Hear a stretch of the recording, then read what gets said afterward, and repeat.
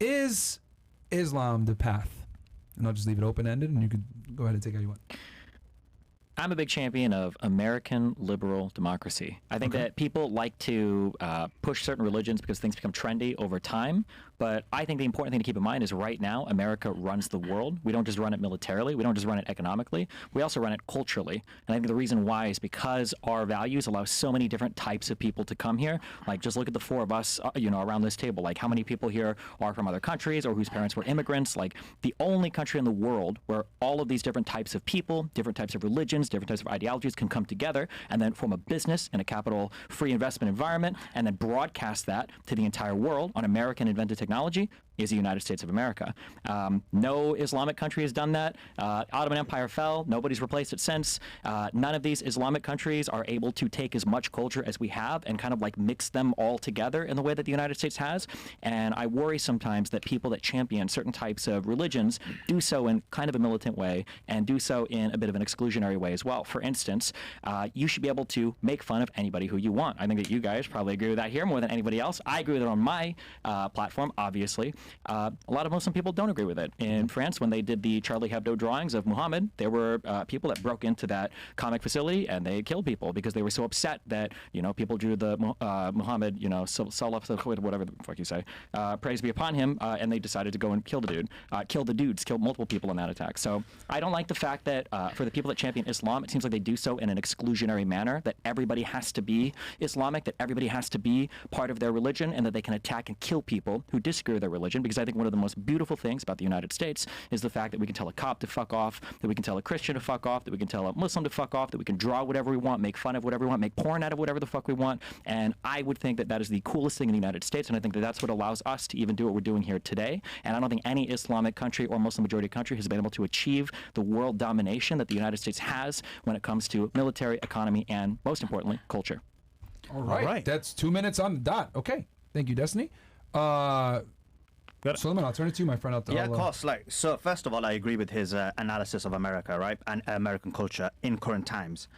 When he's mentioned about advancements, that's right, in current times, but then obviously that's failing and it's ignoring the entire history, right? So what that demonstrates is you don't need to be a specific culture or religion, because if you look at history, it was many of the advancements that were made both in science, culture, literature, the Renaissance in terms of Greek philosophy, theology, science. All of it came from the Islamic civilizations, so that they weren't backward, they were actually visionary in the past. Obviously things develop, things change. In terms of Islam being exclusionary, that's completely not true. Like, Islam within or totalitariety allows all religions, cultures and psychologies within it.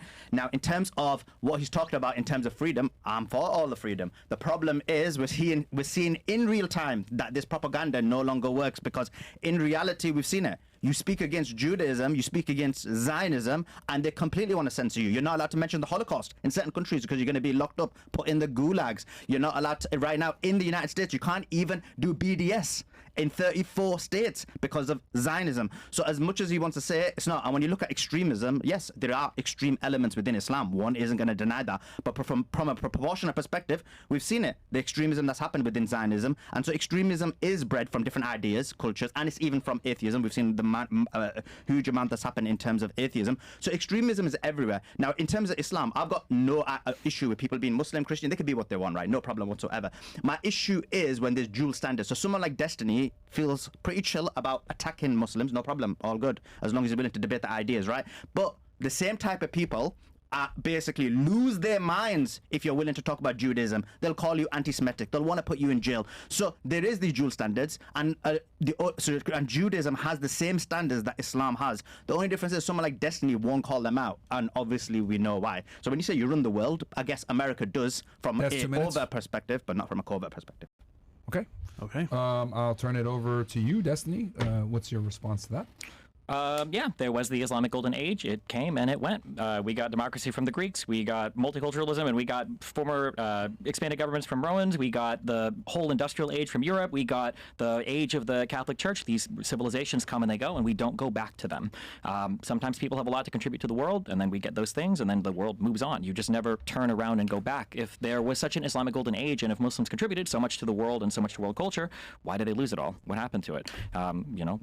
Why don't we see them continue to dominate today. And so far as like in the United States, you can't make fun of Nazis, or you can't make fun of Jews, or you can't make fun of whatever. You can make fun of whoever you want here. The laws will protect you doing whatever. That doesn't mean you'll necessarily get hosted on any platforms. But I mean, again, like, yeah, there might be some platforms that ban you if you say certain jokes here, but there are certain countries that I go to where if I walk around with just a picture of Muhammad, I don't have to worry about getting banned. I have to worry about getting beheaded.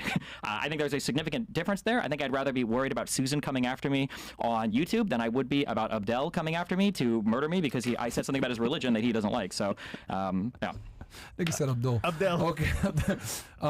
Your response to that? So first of all, let's take the last one. So yeah, you may have to worry about Abdul basically being an individual who doesn't follow the rules of Islam and basically has its ego. Just like you probably be worried about Weinstein getting angry with you and stabbing you because you went against Judaism, or for example, if you're walking in Israel just because you're Christian getting spit on, or if you're basically a different religion, if you're a Muslim or Christian, being killed by Brett Weinstein or whatever the name is. So you've got this ideas in many cultures. In terms of what you said, of course, we received democracy from the Greeks, but you know how we got that information from the Greeks? It was from the Muslims. And you're right, civilizations start and end. So in reality, your argument is this is the current civilization, and based on your own argument, it will end. And actually, many historians say that the proletarians within any society become the dominant. And right now, according to even historical literature, the proletarians are the Muslims. So this could be a situation where they take over. But I'm not saying they should. I'm not advocating that. I'm just saying from a historic perspective, when you're looking at civilizations, civilizations come and fall. I have no issue. I'm not trying to advocate that Islam should take over. That's not my point. My specific point about it is whether you're able to, someone like Destiny, able to attack Islam, and he's fine. He even said, I hate Islam, sorry. But he would never say about, I hate Judaism, even though Judaism is much more extreme. Any problem someone like him would ever have with Islam, I've always explained and I've always shown that Judaism is much more extreme in all aspects, in all endeavors. So yeah, in terms of YouTube being banned, so yeah, you can deplatform someone, you could take someone's voice away, that's one aspect. But also we've seen the genocidal nature of extremist regimes, whether it comes from all religions or no religions, and we've seen that in real time right now. I have a follow-up question. Just a final point. There's a reason why we're on YouTube discussing this right now, and we're going to be talking about Zionism in Rumble. So that says it all. Okay. So can I'll let you. Yeah, please go ahead. Just and real then quick, like, follow-up question. I mean, I'll shit on Judaism, but the problem is not many people care. If I go online and I start talking about, like, apparently Jewish people like bite off foreskins or some shit when they circumcise kids, like every Jewish friend I have or every Jewish guy online will be like, yeah, that's pretty weird. We don't really do that much anymore, right? That's what everybody will say. If I go online and I talk about like marrying or fucking 9-year-olds, or if I do like, here's a funny picture of Muhammad, AI generated, I've got like 5 million death threats in my inbox. It's not even remotely close. We can pretend that like we're just as worried about a Weinstein stabbing you for being Christian as we would be about Jewish. Like a Muhammad beheading you for being, Christian or Jewish. But I mean, where are all of the Muslims trying to immigrate to? And where are all of the Christians and Jews going? I don't see this reverse, like Christians and Jews feeling like they can find safe havens in these Arab majority Muslim countries. I do see a lot of Muslims from those countries trying to go to Europe and trying to go to the United States. And I think there's a reason for that. Okay. So just... Oh, go ahead. To respond, go ahead. So the first thing is, yes, you would be banned in all forms of social media if you said Jews try to basically bite the foreskin. I mean, Lucas Gage is a... I've tweeted this out before. Lucas Gage is a prime example of someone who calls Jews out and completely is banned. So you would, in terms of death threats, I mean, I've had a huge amount of death threats from Zionists, right? And I've had my name on a missile. So let's not pretend that this is only happening one way, right? And proportionally, there's 2 billion Muslims. There's only a small number of Jews, and yeah, the death threats are disproportionate. In terms of when you talk about marrying, is someone like you as an example that you would be willing to mention that. And again, you probably, and I know you don't know the epistemology and the hermeneutics behind that argument, but you wouldn't mention about Judaism, which literally says marry 3-year-olds. And this is an example of when we mentioned, as an example, when I mention in debates, they lose their minds. They'll block me, they'll try and cancel me. And this has happened on many platforms. So it does happen indeed. I think Weinstein, you meant Weinstein is like a Jewish name, so you probably just got confused there. And the last bit about immigration. So of course, the reason people emigrate to Western countries, and not obviously Israel, is because due to Zionist agenda, basically Muslim countries have been bombed to the ground. Now, when there's certain countries that have basically not been bombed to the ground, we're seeing emigration happening. We're seeing basically people from Britain go to Dubai and go to UAE. So it's not specifically about that, but it's really about a 20-year, even longer, psychological impact of destroying these countries for Israel. Okay. I know we were meant to talk about that, but you brought up immigration. So many other things. Okay, and we'll get into that. I got one question, and then we'll switch over. Follow-up question, because we've already been on the topic. Is Islam a religion of peace? Who wants to take it first? And I'll go 2 minutes so you can take your stance, and then we can go from there. Who wants to take that first? I can go first, I Yeah. guess. I don't Start know if we'll the disagree on timer. this. My background is Catholic. I grew up in the Archdiocese in Omaha, Nebraska. I've seen a lot of different things between different Catholic churches. I've seen a lot of different things in a Catholic church. I don't like generalizing any one particular religion because it feels really silly to do so. If you look at the culture and how people operate in Saudi Arabia, and then you compare that to the people, the Houthis in Yemen, you compare that to absolute monarchs in the Gulf states, compared to the secular dictatorship in Egypt, compared to the Islamist dictatorship, the Ayatollah in Iran. Like, there's so many different types of Muslim people all over the world. Muslims in the United States are going to be way different. Muslims in Miami are going to be way different than Muslims in Dearborn, Michigan, or Muslims in Europe, in France and Paris, in London, England. It depends. Like, everybody's so different. I wouldn't say that Islam is a religion of peace, but I also wouldn't say that Christianity is a religion of peace. What about Judaism? Judaism is, I wouldn't say anything is the religion of peace. I think that people can be violent with religions and people can be not violent with religions. It really just depends on the individual actors. I do think that Islam kind of has a problem sometimes, and that Islam kind of has baked into it more political ideology, which I think can be problematic. But I mean, there are like 2 billion Muslims on the planet, and I think that they're, ironically enough, that was brought up in the last point, is like these countries have been destroyed. I mean, I'm pretty sure that Arabs have probably killed each other more than any Western intervention countries have, at least for the 1900s and onwards. So, or the 1920s and onwards, at least. So, yeah. Real quick, Destiny, So if you're just- going to choose a religion to go to, let's just say you're going to choose a religion to go towards, which would it be? Islam, Christianity, We know the answer. Buddhism? Well, I feel like, damn, if Jews run the world and they're secretly in Exactly. charge of fucking everything, I feel like I want to be with those dudes. Okay. I feel like from all the things that I've learned about religion, Yeah. I like Christianity because I feel like the coolest like cheerleader guy is Jesus, because he's super selfless. He's obviously strong. He's God. He does all this shit, but he like handles. He treats everybody with respect, even sinners. Don't judge the sinner, judge the sin. Like I feel like Jesus is like the prime example of if every single person on the planet could be a particular figure, he would be the one that you would want to be like. So. Awesome. Fuck the Jews for killing him. I'll say that, okay? Oh, All right.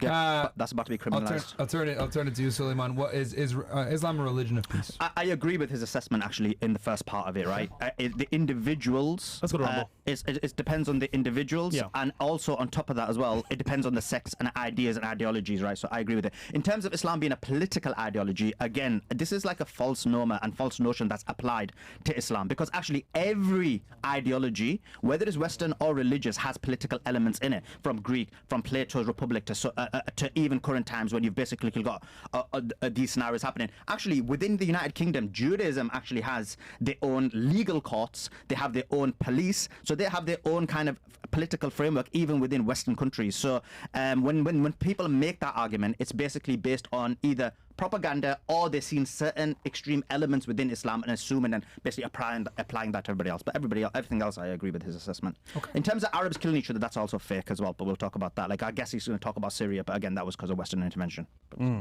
Okay. All right. So that should I read some chats, and then we're probably going to cut to Rumble here, because now we're going to get into the other stuff. One Castle Club. All right, we'll read the Castle Club, then we're going to switch on over to Rumble, guys. So come on over right now, rumble.com/freshfit. Ryan, what happened to all the value you said we would get in the Castle Club, like monthly Zoom calls and exclusive episodes? Seems like we're just paying for what everyone getting for free. My friend, do you not see all the Castle Club videos that we put on there on the side? bro, you guys get behind the scenes that no one else gets. Yeah, and we do live streams on there for y'all as well, man. I mean, but we do need to do the Zoom calls. You're right about that. We will get y'all the Zoom calls, man. We've just been really we've been traveling a lot for the past month and a half or so. So we got y'all. Don't worry. Let's see here. All right. All right, we're off YouTube. Cool. Now we're on Rumble. Okay, so I'll go ahead and start with the first question here, which is, let's see here. It is, should America fund Israel? Why or why not? That is the first question. I'll turn it to Destiny. You want to go first? He can go first. I've gone Okay. first every time. Yeah. Suleiman, you can go first. I don't mind going first. Should America fund Israel? Need a pen? Yeah. Okay, take one real quick. Thanks. Hey, girls, get another pen. Right, okay, so ahead, brother. should America fund Israel? Yeah. I'd say no whatsoever. And the reason is because it's a foreign country. And basically, every country should put their own interest first. So the fact that you basically got a foreign nation appropriating that country, and I say the same thing about United Kingdom as well, so we can apply it to both in case they think it's a Brit talking about America.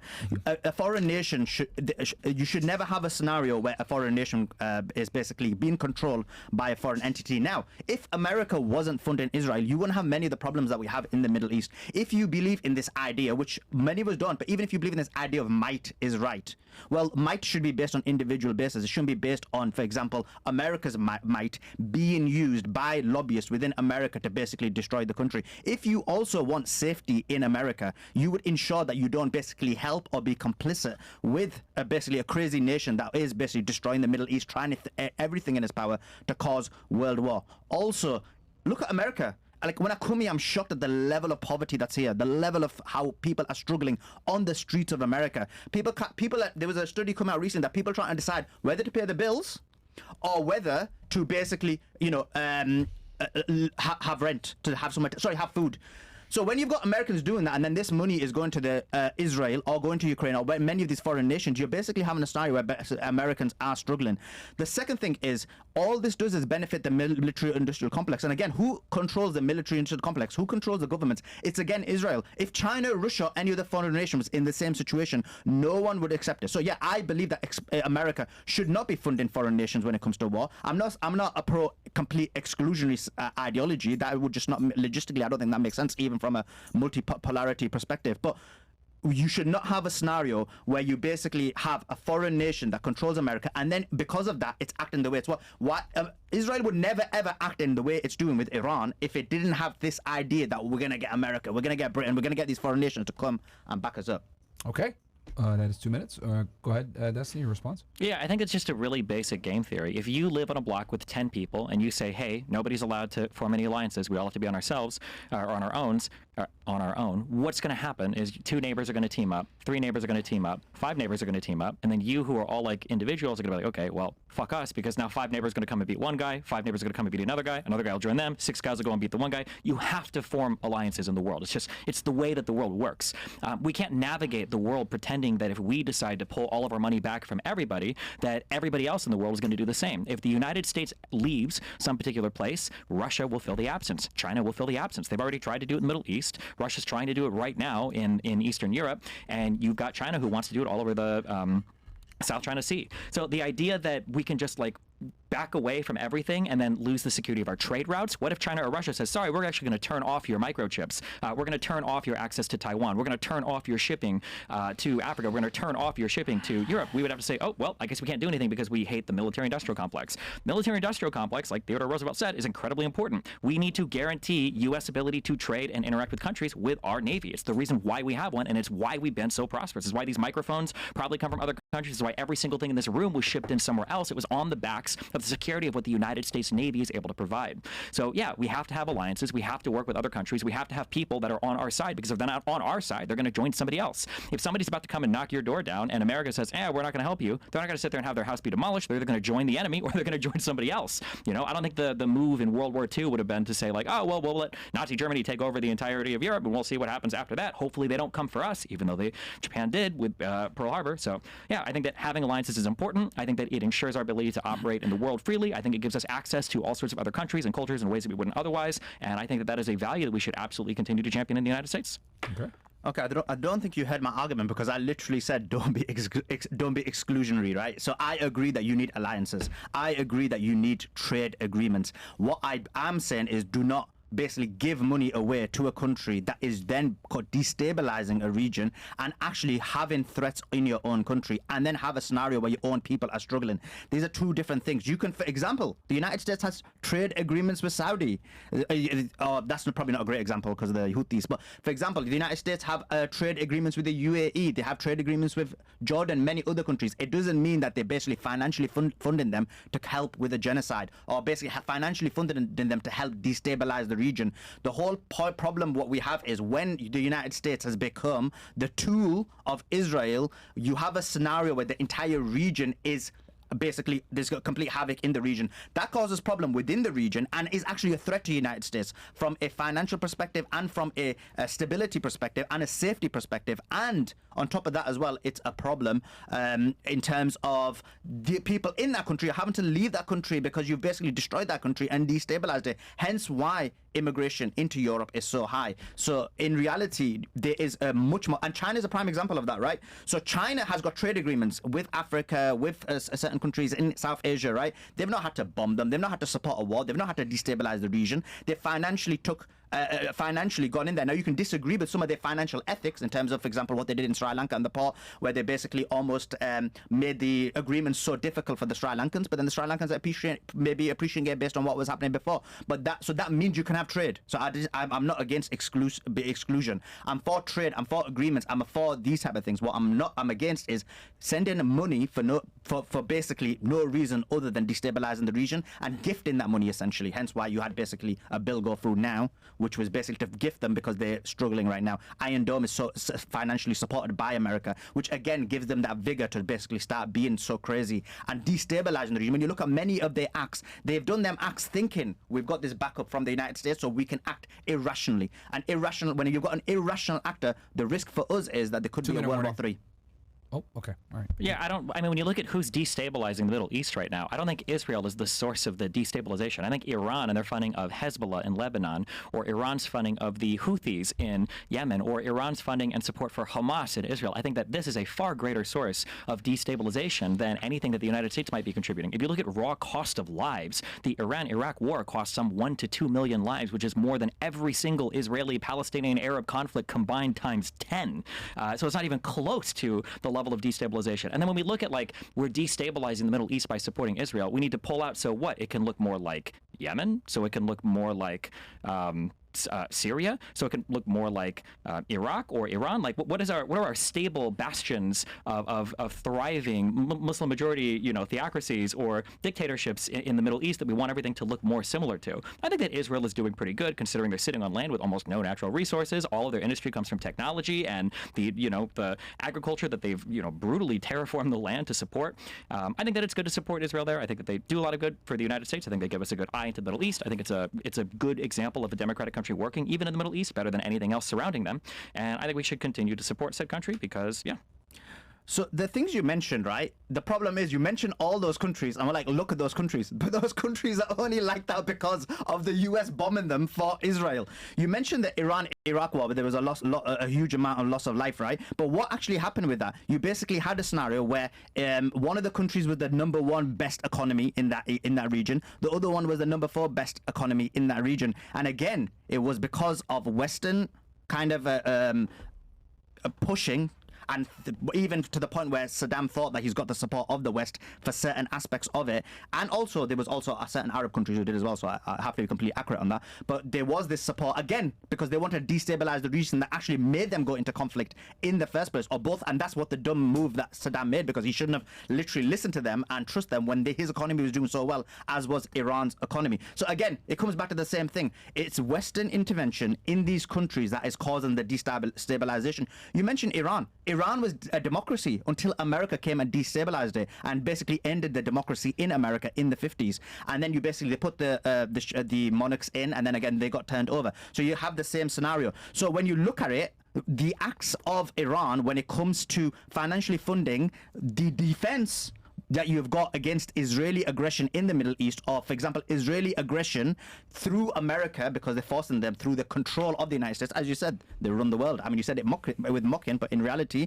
it was completely accurate. They run the United States of America, and then they're forcing the destabilization of those countries. And also, for example, you've completely forgot the fake weapons of mass destruction, which again was done for Israel to destroy Iraq when 1 million Iraqis plus were killed. But what were they killed for? They were killed for nothing, and hence why many people who I know, such as Lucas Gage, realized that, wait, I'm fighting this war for this foreign nation, and they had an epiphany and realized that the Zionist state is a huge problem for world peace. All right. Okay. Okay. Yeah, I don't think. The United States and the West was not the reason for the Iran-Iraq war. The United States did not tell Saddam Hussein to invade Kuwait. The United States did not tell Saddam Hussein to gas the Kurdish people. The United States did not tell Assad to gas his own people. The United States was not the instigator for the Syrian civil war. The United States did not cause the Arab Spring to, erupt all across the Arab world. The idea that the United States is so singularly powerful that it can uniquely disrupt and cause all of these countries to fall into disarray is probably more a reflection on those countries countries than any U.S. foreign policy. I acknowledge that, especially through the Cold War, the United States was quite interventionist in probably negative ways in a lot of different countries. The Middle East is not accepted from that. However, a lot of that was only possible because of the destabilization that already existed in these countries. Even with the installation of the Shah, the only reason why that was even able to happen is because that country was experiencing massive issues relating to unemployment. That's why they wanted to nationalize the oil fields. That's why BP and Great Britain begged us to come in and help them control the assets that they'd invested all that money into. I'm not saying that U.S. or foreign action is perfect here, but these countries all have issues relating to how they run, relating to how their leaders conduct themselves in war, relating to, gassing their own civilians or using torture or other means of trying to control their populations. Gaddafi, Saddam Hussein, Bashar Assad, the Houthis, none of these people are exceptions to this. Even the monarch in Saudi Arabia bombing the Houthis, the Iran-Iraq war, Iran attacking Saudi Arabia. There's a whole shit show of things going on here that can't all possibly be blamed on the United States. And if they can, even if we wanted to run with all of that, then maybe they don't need to be rulers. If they could be so easily meddled with or so easily influenced by the United States because of things that have happened, 30, 40, 50 years ago, I don't know if that's like a strong argument for the stability of any of these countries. Because again, if it's not us meddling in them, it would be the Soviet Union, it would be China. We can say no, but like people complain about, Al-Qaeda came from the Mujahideen and blah, blah, blah. Well, who did we fund them to fight off? It was because the Soviets were trying to install their own government in Afghanistan. Again, world meddling is not unique to any country. We don't do it as much as we used to, and I understand that there are issues that happened in the Middle East because of some meddling, but they can't all be blamed on the United States. Okay, that's 2 minutes. Sulaiman, your response to that? Cool. Yeah, so look, this is just completely inaccurate and changing history to what it is, right? Like, it's pretending that basically in 1988, when them students took off over the U.S. embassy and exposed the fact that the U.S. directly intervened and overthrew the democracy in Iran, didn't happen. Like, everybody knows that happened. Like, how can you say it didn't happen?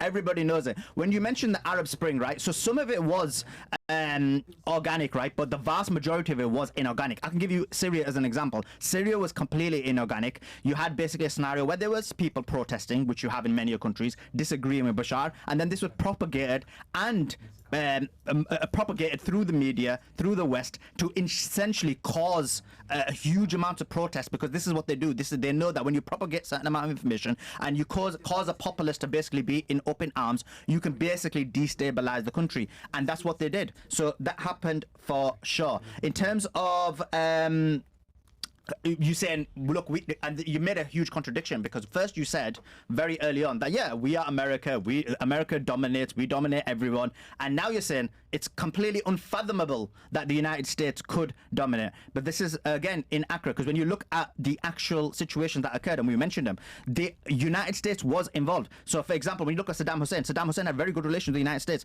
His actions were supported by the United States. You look at the Saudis and the Houthis, you mentioned them in Yemen. It was the United States involved, and it's only in 2023 when the Houthis stood and banged in Yemen and basically took over every single region, every major city except for the town of Marib, where they were basically closing in, that the Saudis and America were forced to come to the table. But that was American support, because Saudis, let's be clear, they're not going to stand and bang. They've just got the financial power to do so, but not the military power, not the other aspects that basically intelligence and various other things that which the United States basically provide. So when you look at that region, and when I say the United States, I'm saying it's for Israel. It's for that country, because they want destabilization. If you want, I'll give you another 30 if you need it finished. No, so you did? Okay. I'll turn it to you, Destiny, then we can hit the next topic if you guys feel stable countries don't have protests that turn into attempted coups. It just doesn't happen, no matter how strong you think the United States is. When I say that we dominate, I mean that we dominate economically and we dominate culturally. Everybody listens to our music, everybody listens to our movies, everybody watches our podcast. You probably got people in the Middle East watching this podcast right now, as long as it's not illegal in their particular country to watch. That's what I mean when I talk about U.S. domination. I don't mean we're necessarily intervening in every single country. We do try to intervene in some countries, but it's not because, if you look at the history of Yemen, Yemeni destabilization didn't happen because of the United States. This has been a destabilized country for decades. There have been fights going back to, from my recollection, at least the 60s, where tons of Middle Eastern countries have huge investments in what's going on in Yemen and supporting different leaders. Or again, if you look at Afghanistan, you've got huge investments in places like the Soviet Union trying to send their leadership over and to be installed in that country. Again, I'm not going to defend every single intervention that the United States has done in the past. I agree that, especially during the Cold War era, I don't think a lot of it is defensible. indefensible. But to continue to blame the destabilization of the actions of America during the Cold War, or to say that these countries have no autonomy and they just can't resist and they're getting constantly overthrown, and school students funded by the United States and Twitter are able to completely destroy the entire country of Syria, I think that there are more fundamental problems that exist there if another country can give you a gentle push and all of a sudden your country falls into chaos. Okay. You have a response to that, or next? You want me to hit the I next can topic? respond to it. Or we Yeah, can go to the respond next. to it, and then we'll move into the next topic. Right, if that's cool. cool with you guys. Yeah, if yeah. you adequately articulated your points. So look, the problem is that you are now making the argument that when you don't have when someone isn't doing protests, and there is an outside interference, that can't overthrow the country. But that is completely inaccurate. We're seeing the college protests in the United States where the government is so harshly attacking the students and stopping them from doing so. Now imagine there was foreign intervention in that, and you could basically have a scenario where the entire country could be overthrown. You could have that scenario if a populace is enough right down the middle where people have had enough. You can easily overthrow a country, and we've seen that history shows it. Iran, how was Iran overthrown? They overthrew the democracy in this way. How did even the monarchy get overthrown? They got overthrown because they started a printing press, and then people had issues with the monarchy, and again that was because of American Israeli intervention. So you can have a destabilization from foreign actors, hence why the United States and the United Kingdom have been so specific about not having a foreign intervention. It's why you guys want to ban TikTok, right? Because of foreign intervention. Why not be chill about it? Because you think the foreign intervention can cause destabilization in a country. So every country knows that external forces are able to and do try and destabilize a country, and that doesn't mean that the country is weak. Sometimes a country could be like 50-50. You could have a country which, for example, in Turkey, where you've got people like Erdogan who's more towards Islamic ideals, for example, or you've got the secularist. That country, if America wanted to basically do it, and they tried to do it with Golan and so on and so forth, they could basically push it to have it being overthrown. So this can happen quite easily. Okay. I'll go to the next topic now, unless you had something that you want to follow up on that one. Who started this one? Do you remember? Oh shit. I think Sulaiman started this I think one. I started it. Yeah. No, he started it. Because No, I think it was me. it was him. Because Destiny started the first two Yeah. There you with go. Islam. So you haven't. Okay, I'll end it if I. Yeah, go ahead, and then I'll go into the next topic. Yeah, That's I cool. would just say that I mean, like, if you look at the United States and you compare TikTok to whatever the U.S. was doing in Syria or whatever the U.S. is doing in any other country, TikTok is a massive application that is downloaded on over 200 million phones or whatever in the United States. The United States is not doing a propaganda campaign on that level. Remember, when we say that the United States is overthrowing all of these Middle Eastern countries, we're talking about these incredibly subtle things that are very hard to source or very hard to find. That is in no way comparable to TikTok. And also, the comparison of like college students right now on U.S. campuses, they're not about to overthrow the government. It's going to be a drama. It's going to be a meme for a week or two more, or however long this lasts, and then they're going to go back to school, and everybody's going to forget about it because that's how protests typically go in the United States. And when you say in the United States, like, couldn't foreign powers, try to influence you guys, and like, well, couldn't that be happening now? It is happening now, of course. But the United States is a stable democracy, so the idea of this country being cooed by a bunch of college students is a lot less likely because we have stronger institutions here, and we guard our democratic principles here much closer than other countries do. Okay. So the next topic, great arguments on both sides, guys. Really great stuff. The second question, and this one might be a little bit more controversial: is Israel committing a genocide? Is Israel committing a genocide at this very moment? Who wants to take this? Well, you started first last time, so Des, you want to kick this one off? Yeah, sure. Okay. For Reset the clock. I think it's important that when we consider genocide, we have to consider that a country is operating with the highly special intent to completely, or it's a highly special intent to eliminate, in whole or in part, a group of people. And the origination of this hatred, of this desire to eliminate the group of people, can't simply be part of war. It has to be something special. It has to be something different. This intention is highly specialized when we're talking about genocide. I think that we have to be really careful when we set the precedent of these two people are at war, therefore one person is genociding the other, because what you essentially do in that case is you rob every single nation the ability to go to war. Was the United States engaged in genocide against Afghanistan? Is Russia engaged in genocide against Ukraine? Did we engage in genocide against Japan when we nuked them, or when we firebombed Tokyo? In every single conflict that you have, there's going to be one group of people trying to defeat another group of people. It can't all be genocide. So I think that if we want to claim that Israel is engaged in genocide, I think that we need to be very careful when we look at that highly special intent. And I think we need to be careful that we're not confusing military actions, which there are a lot of, with genocidal actions. There could be individual people that are engaged in genocidal rhetoric or in genocidal action. And I think if that's happening, those individual people, of course, should be held responsible. But I think that if we look at the overall action of Israel, we see that 30,000 people have been killed and twice as many bombs have been dropped. We see that the We see that the amount of warning Israel takes to try to, have people flee from one side to the other.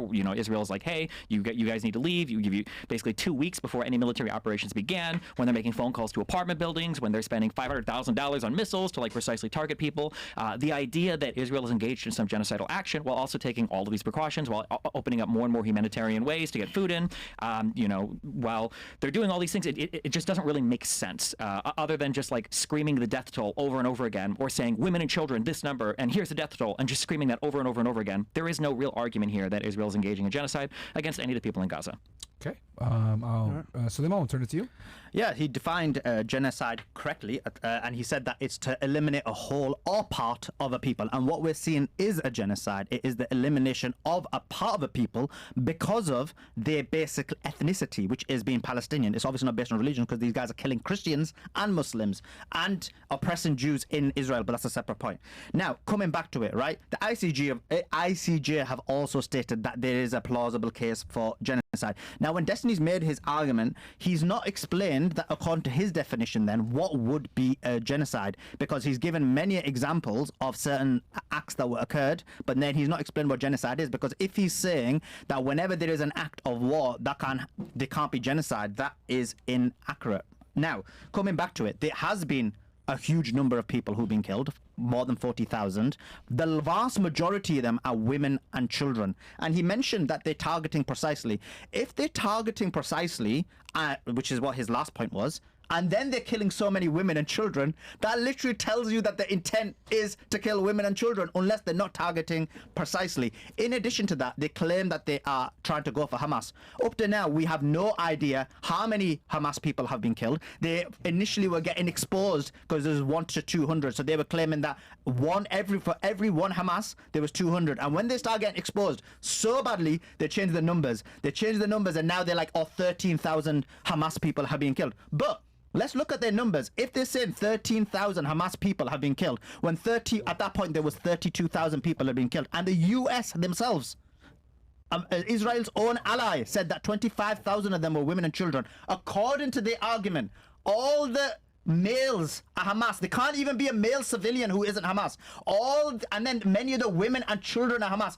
How crazy is that? Do they actually think people are that dumb? No. In reality, they are committing a genocide. They are trying to take out an entire people, and they're doing it because they are Palestinian. Okay.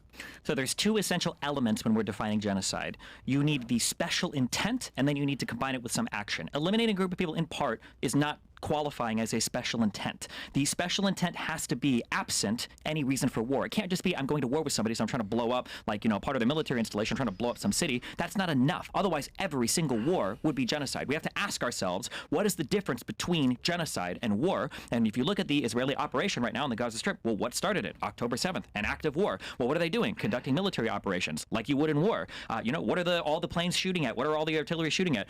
Is it really only 35,000 people have been killed with all of these Israeli munitions, with all of the Israeli airstrikes? Who goes to genocide a group of people while telling all of them to flee first? Who goes to genocide a group of people while saying hey, we're going to make phone calls, and hey, we're going to open up humanitarian corridors, and hey, we're going to try to ensure that enough aid is getting in? Who does this? If anybody is genocidal towards the Palestinian people in the Gaza Strip, it would be Hamas. Hamas operates in a way specifically to induce the maximum amount of civilian deaths. They booby-trap homes, so you don't know when you're entering a civilian house if it's going to explode or not. They hide munitions in basements, so when you're trying to figure out where these stockpiles of weapons are, you don't have a military target to attack. You've got to go through civilian houses to figure out where the arms are. They hide and they operate out of hospitals. Even though UNRWA and the chief surgeon of that Al-Shifa hospital said they weren't, we found CCTV footage that showed hostages literally being taken into the hospital with the doctors literally observing it. We saw Amnesty International say in 2014 that they know that Al-Shifa hospital was operating a interrogation room. All of these things have been well documented by NGOs, by international humanitarian organizations and everything, but for some reason we all ignore it when we talk about Hamas.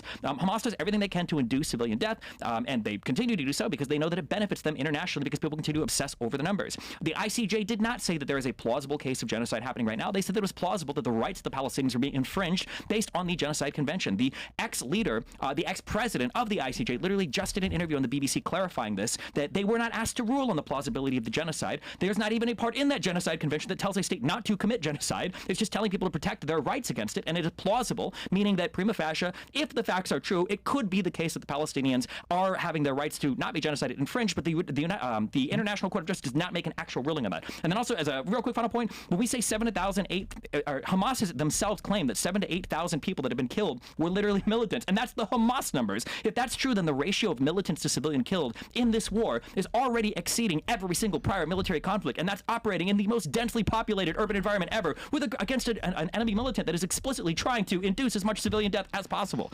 Yeah. Okay. Turn it to you, Sulaiman. Right. So, I mean, what you said is accurate, but then again, you applied it inaccurately, right? So you said that there needs to be intent, right? There needs to be action, and then you can actually attack part of the population. So you try and take out part of the population. You try to genocide part of the population. That's what's happened. You have the intent because you admitted that they're precisely targeting people. So the intent is there. They're precisely targeting the children. Their actions have demonstrated that they have precisely attacked the children. In terms of what you said about 35,000, they've not told people to move, because in reality, we've seen it. Whenever they tell people to move, they've killed so many people in the safe zones. So what they're doing is they're telling people, go to this area. This area is a safe zone. And then they're bombing and killing them. And we've seen that time and time again. We've seen people who basically wave the white flags of surrender. They've been killed. Americans were killed when they were doing that. They killed their own hostages in the same manner. When people were in them aid trucks, they did the exact same thing. In terms of the booby traps, obviously that's just fake news. In terms of Al-Shifa, that was the biggest debunked. I'm surprised that these debunked propaganda pieces are being used here, because we've already debunked them. Al-Shifa wasn't a military installation. Al-Shifa had nothing in it. The most embarrassing thing was some of those videos where they were showing weapons in certain areas where they couldn't even be in MRI rooms. So if they've been exposed so badly in terms of Al-Shifa. Al-Shifa was not a military place. What happened was there were some injured people who were taken there, because injured people, irrespective of whether they're civilians or not, will be taken to certain hospitals. And that happens. And that happened to the Israeli hostages as well, because they were injured. And then doctors do their oath of looking after them, and that's what they did. Unlike the Israeli doctors who were basically supporting this genocide and supporting the attack on hospitals. This fake news about hospitals only because there was uproar about the first hospital they attacked and they got exposed so badly. In terms of the ICJ, this is fake news what you're saying. They literally said it was a plausible case of genocide. And then you said, oh, and they're saying that the case was there to show that there was a genocide. So you admitted it in your own argument. Hamas's number never said there were 7,000 or 8,000 Hamas people killed. That is the most fakest news ever. Hamas keeps saying that there's not been those numbers. In terms of 35,000, I don't think it's that much. I think it's much more. Okay. And then I think you started this one, right? So yeah, you started this one. So we could get your last side and then your last side, and then we'll go to the next question. Cool. You guys cool with that? Yeah. Intentionally attacking people is not the special intent to commit genocide. The special intent to commit genocide has to be higher than just attacking a foreign nation that you're at war with. It has to be higher. Again, the crucial part here is you have to be able to differentiate genocide from just war. When you talk about Al-Shifa Hospital has been debunked, no, it hasn't. They tried to debunk the first one. They did it with very little satisfaction. But then Israel literally came back through and found that Al-Shifa had been re-inhabited by Islamic Jihad, by Hamas, and they had a whole other fight a month ago here. It lasted 2 weeks. Were they fighting for 2 weeks against Palestinian civilians in that hospital? The IDF has said that they've arrested 900 people as part of the raid, 500 that they've already confirmed as being part of Hamas or being part of Palestinian Islamic Jihad. There's no way that second siege took 2 whole weeks if it was just civilians. It doesn't make any sense. It's impossible. When you talk about attacking safe zones, Israel has only declared one singular safe zone, and that is the Al-Mawasi beach, which is west of Yan Kunis, and that place has never been, or Khan Yunis, that place has never been attacked by Israel. There's only been one report of a rocket blowing up there, and people don't know where it comes from. Some people say Israel, but it's on the outside of the beach. There's no video evidence of this. There's no actual picture evidence of this. So the idea that Israel is attacking safe zones that it's telling people to go to is just not true. When you talk about like aid trucks getting shot, that was a horrible mistake. That WCK thing was really bad. But you also have to acknowledge that Hamas literally operates out of aid trucks. They've operated out of ambulances. We've seen videos of hospital-garbed people picking up weapons and running them to the other side of the street to give to Hamas while they're fighting. So the idea that like Hamas is not actively trying to engage in exactly this type of behavior, and then to say like, oh, well, I've never heard of that before. Again, if you trust these international organizations like Amnesty International has it in part of their report for the 2014 going over of progressive a protective edge with that whole military operation. They show that there is an interrogation torture room as part of the Al Shifa hospital. This isn't even contested in part of these international humanitarian communities anymore. And again, that the ex-president of the ICJ came out and said, we did not rule that genocide was plausible. She said that verbatim on the BBC because that is not what they were tasked with ruling. All right. And then, Sulaiman, you can finish it, and then I think you go first for the second question because Destiny went first on this one, then Destiny will get last word on the next one. Okay. All right, go ahead. Right, so coming back to it, right? Of course, there has to be special intent because the intent needs to be there to do it. That doesn't mean, and what is the intent for? Intent isn't to kill. No one said that. It said the intent for genocide. And we've said that intent was there to have genocide, to do genocide. And the prime example is you admit that they specifically target certain areas as precise attack. If you're precisely attacking and you're killing so many women and children, that demonstrates your intent. In terms of what you mentioned about Hamas, look, in terms of October the 7th, they were resisting occupation, and so again, this is another false notion where you try and make it look like things started on October the 7th. In terms of Al-Shifa, the 2 weeks thing, that is completely fake, right? Because in reality, what happened was they'd completely darkened the area. Nobody knew what happened. What we do know is as soon as it was undarked, or we were able to see what actually happened, we saw a scenario where they had killed so many civilians. They had massacred so many people. We saw graves with 200 people, 300 people, 400 people. It was crazy. It was one of the worst massacres we'd ever seen. This history will remember the level of massacre that occurred around the area of Al-Shifa, not specifically Al-Shifa hospital. It wasn't Hamas. These guys went and just absolutely pillaged and destroyed the place. There is, again, zero evidence from people saying that Al-Shifa had any facilities. Actually, their videos got exposed. When we looked at the videos, none of them were inside Al-Shifa. None of them had actual bases in Al-Shifa. The calendar was so embarrassing. They'd created it. The weapons, they brought them in. It was so embarrassing. In terms of safe zones, completely fake news that there's only one safe zone. There's been many safe zones. Rafah is an example of a safe zone that was attacked and was killed, and many innocent people were killed in safe zones. I posted many videos in terms of people being killed in safe zones. In terms of the WCK that was attacked, it's so embarrassing. It had the logos on there. These guys knew that was one of the few places that they're going to allow to give aid. They bombed one. Then they bombed a second, and then they bombed a third, and they did it, and they killed Americans and British people. This is the level of the genocidal nature of this. They know there's no blowback for their actions. Okay. So, good point. So the next question we're going to get into, and this one, I think Sulaiman's going to kick this one off, and then Destiny will get the last word. Is anti-Semitism used to stop free speech? The question again is, or the topic is anti-Semitism used to stop free speech? Go ahead, bro. Of course it is, and I hope Destiny's consistent on this because he gave us a whole speech at the beginning about how you could basically attack Islam and there should be no problem with it. We've seen it.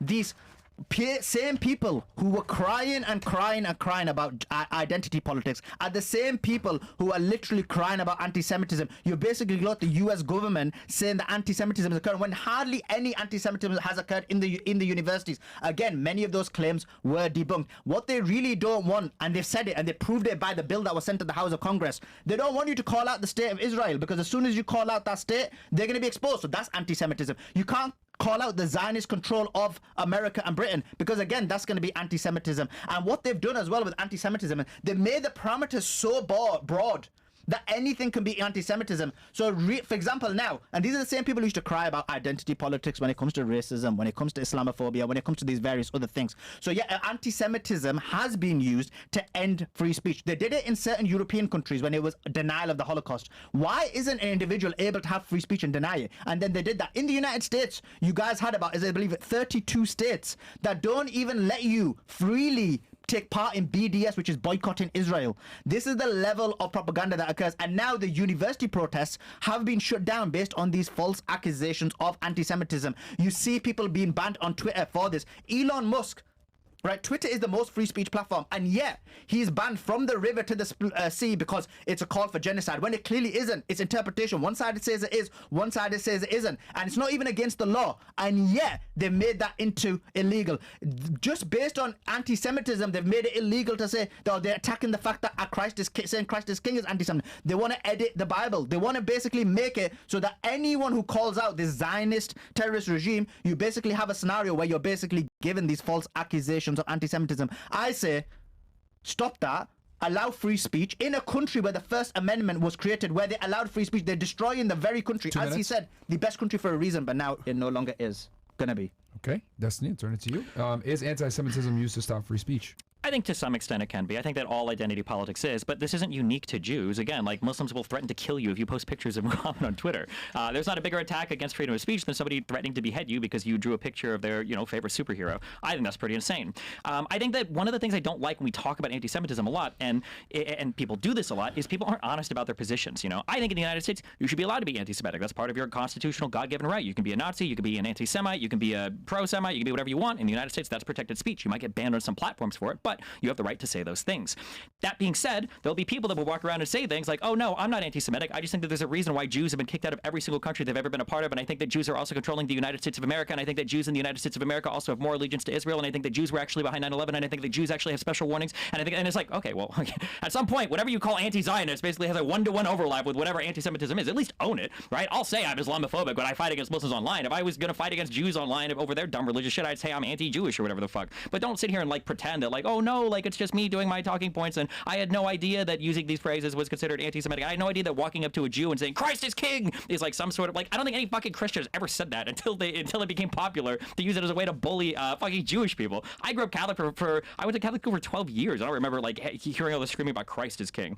And as far as the university protesters go, listen, you have a right on the university to protest, but it is a university. You have to do it in an appropriate manner, and place, or time, manner, and place. Meaning you're not allowed to set up encampments for weeks and weeks or days and days. You're not allowed to block students from going to class. You're not allowed to disrupt events that are happening on campus. That's part of the rules of being on university grounds. And if you start to violate those rules, then yeah, eventually they're going to kick you out.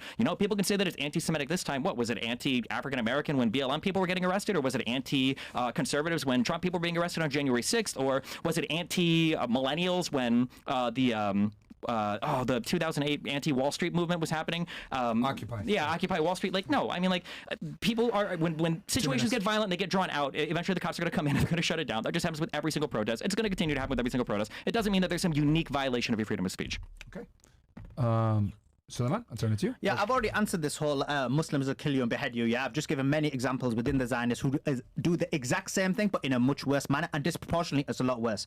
Now, in terms of what he said, this is the propaganda that Zios do, right? They want to make it so that anti-Zionism is the same as anti-Judaism, which is not, right? Judaism is not the same as Zionism. Jewish people in Israel that are oppressed. But yes, the Zionist control, and remember, there's much more Christian Zionists than there is Jewish Zionists, of the United States is prevalent. And these people want to end it and make it the same because they want to make it look like that you're being anti-Semitic, so that you basically have a scenario where you put in prison, or they take away your job, or they take away your career. You saw that very first Harvard letter where there was an uproar just because the students were calling out the treatment of the Palestinians, and they said they're not going to get a job, they're not going to get a career. So this is what happens.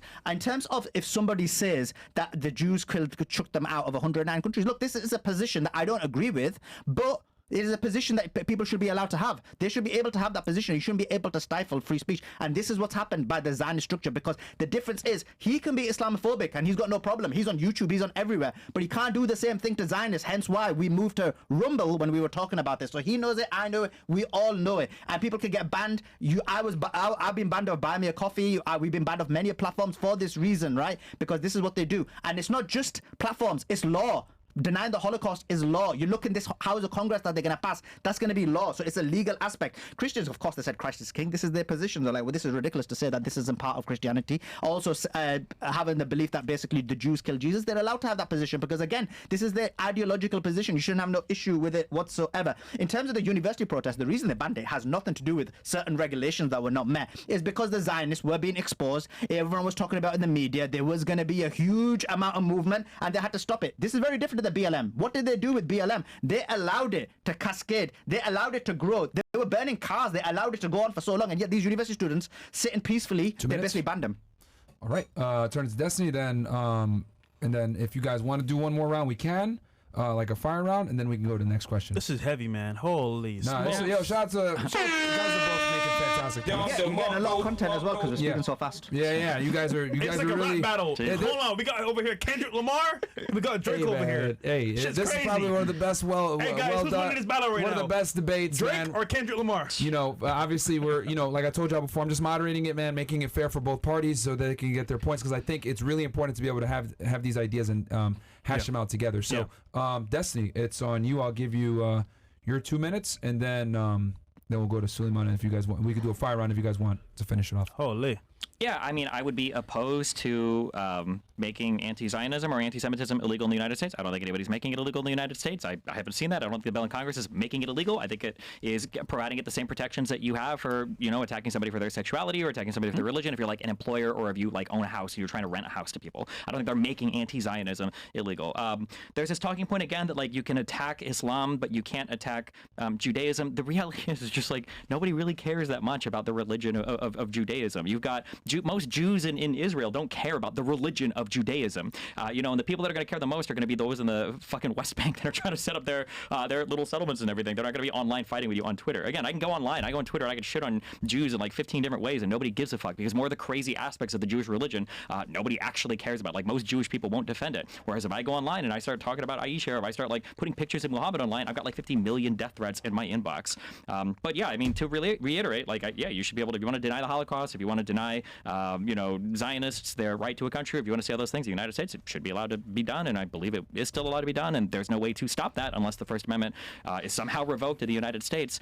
If you're upset because people are banning you from certain platforms for it, then I would say that, yeah, I mean, that is what the platforms are doing, but I mean, that's not a freedom of speech violation. And I don't even know if I'm fully bought into this idea that Zionists get more protection than anything else. It feels like most of the media coverage has been insanely pro-Palestinian. If you look at Twitch, for instance, the platform that I'm banned from, Hassan Piker is literally the face of fucking Twitch politics, and Hamas Piker is literally an avowed supporter of terrorist attacks against Israel, of the destruction of the Israeli state, and will support, the Houthis and the Hamas and the Palestinians in any way, size, shape, or form. And I'm sure when you go on YouTube, you find a ton of pro-Palestinian support as well. So this idea that you don't have support for Palestinians that's allowed to flourish on these social media platforms isn't even true in and of itself.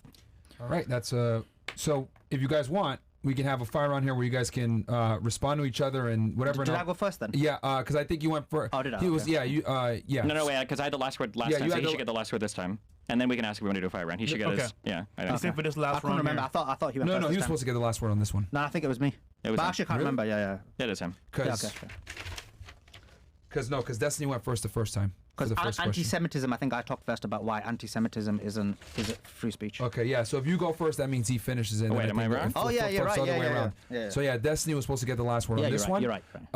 Well, which you just did just now. But if you guys want, because I saw that you wanted to address something, you can do a fire round while I put 2 minutes on the clock. You can and you guys can go back and forth. 30 seconds. That'll be probably easier. Yeah, go for it. Yeah, I was gonna give 3 minutes for both of y'all to go ahead and actually be able to both speak. Oh, discuss it, right? Yeah, okay, you can actually openly discuss it. I'll put 3 minutes on the clock where you guys fire around for this. You guys can both just. Look, I think we're in agreement, right? We don't want censorship, right? I think we're both in agreement. Both. It doesn't matter if it's Judaism, anti-Semitism, Islamophobia. It doesn't matter what it is. Like, I believe you can, if you speak about things, you can do it. Like even your point about Aisha, I wanted to debate you on it because I knew your points were weak. Yeah, so I would much rather debate you than do drama. So I completely agree with you in that regard. But people do care about Judaism. This is a misnomer. Like when you basically attack Judaism online, you get basically hate speech. Even on Twitter, we had hate speech violations for certain Jewish practices, or for example, Jewish rabbis having protections in Israel after committing, for example, rape or pedophilia or whatever it may be. So we got warnings on that. People, even when we looked at, like, for example, Jewish rabbis have been in charge of Pornhub, I believe, there was basically a huge amount of claims of anti-Semitism. So there does happen on that.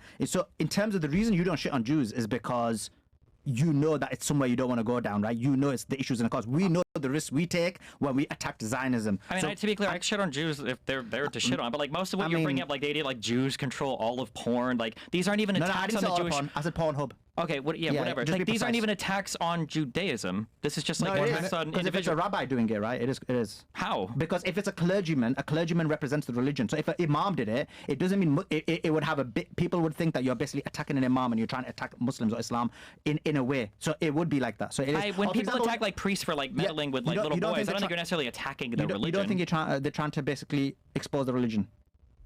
No, I disagree. I don't think so. I think too. And in terms of Hassan Piker, I don't know who. Like, I know who he is, but I don't know his positions. But what I can say is there is a significant amount of content that is not allowed in those platforms. And in Twitter's a prime example, because when you look at the level of deboosting that happens on pro-Palestinian accounts compared to Zionist account, it's significant. The only difference is the whole world is with Palestine. The whole Wait, you world think is the a PMNG. deboosting on Twitter is happening for Palestinians? Yeah, so I can give you my example. So I get much more engagement than for Zio accounts. I'm like the biggest political engaged account. But if you look at my views, they're much more lower. So it means the algorithm's somehow not pushing me, even though my engagement is much Isn't higher. that literally all open source now ever since Elon Musk took over? Can't you literally see what gets boosted and what doesn't get boosted? You can't see the reasoning for this. 2 minutes? You can't see the reasoning for this. Okay, I don't think any of these are being deboosted. I think there's plenty of pro-Palestinian accounts that are getting you're not lots of understanding. engagement. You're not understanding. I'm not saying that they're completely shadow banned. I'm saying that let's take my example, right? So the likes, retweets, and shares on mine are much more than any other account on Twitter and politics, and yet the views are lower. And a Zio account gets hardly any engagement, but the views are significant. So why is the accounts getting the view when mine's not? As an example, mine's just an example of many pro-Palestinian accounts,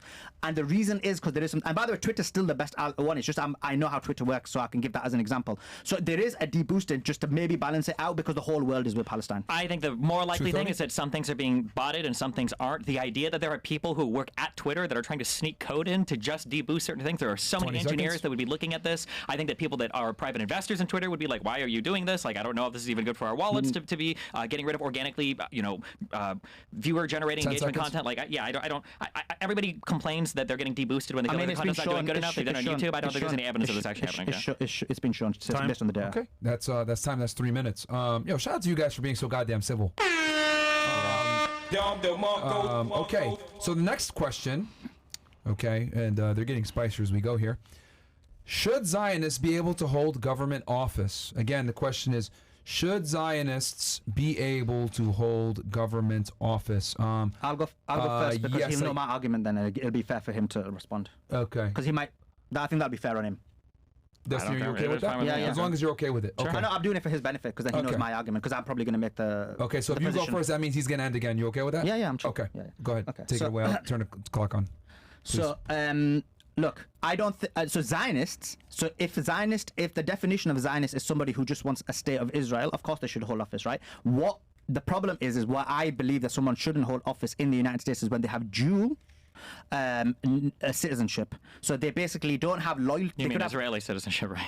No, any dual citizenship. But that includes Israel. Oh, I'm so sorry. You're saying dual citizenship. Yeah. Oh, it sounds like Jew citizenship. Oh, no. I'm sorry. I just took like 30 seconds away from I'll give him extra 10. Don't worry. Don't put my name on a missile again. It's important that you understand, so you're good. Don't worry. I'll give you extra time, Sulaiman. Go ahead, please. So, dual citizenship, right? Because then you basically got loyalty to two different countries. Now, you could be Israeli, you could be, like, for example, they make the same arguments about Ilhan Omar as well. And because your loyalty should be the United States, and you shouldn't have someone, for example, if someone's got loyalty to Russia and the United States, there's going to be problems with that loyalty.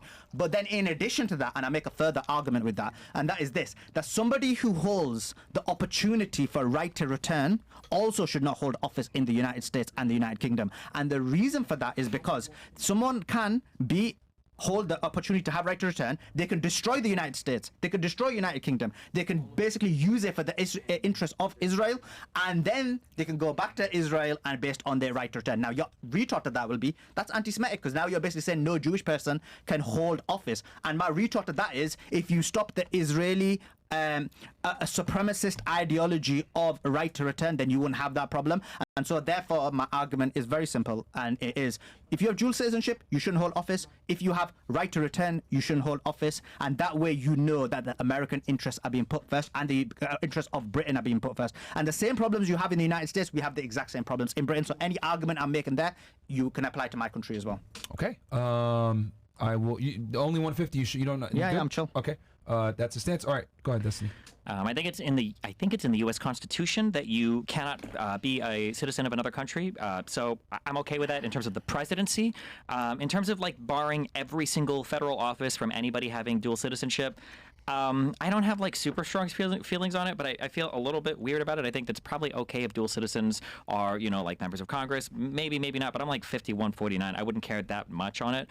In terms of saying you can't be a citizen if you have like a right of return, well, I don't think that really works. One, we don't really have the right to dictate in other countries. No, not a citizen to hold office. to hold office. Sorry. But I'm saying if giving the right of return automatically disbars you from holding office, it would be really strange because then like effectively any country could just shut down whoever is president. Like let's say we find out that like Biden is part Irish or something, and all of a sudden the Republic of Ireland is like, actually we're going to give right of return to every Irish person. Like, does Biden have to renounce his Irishness or something, or couldn't you mess with any single member in office if a right of return is granted? It just seems like a really big clusterfuck of issues.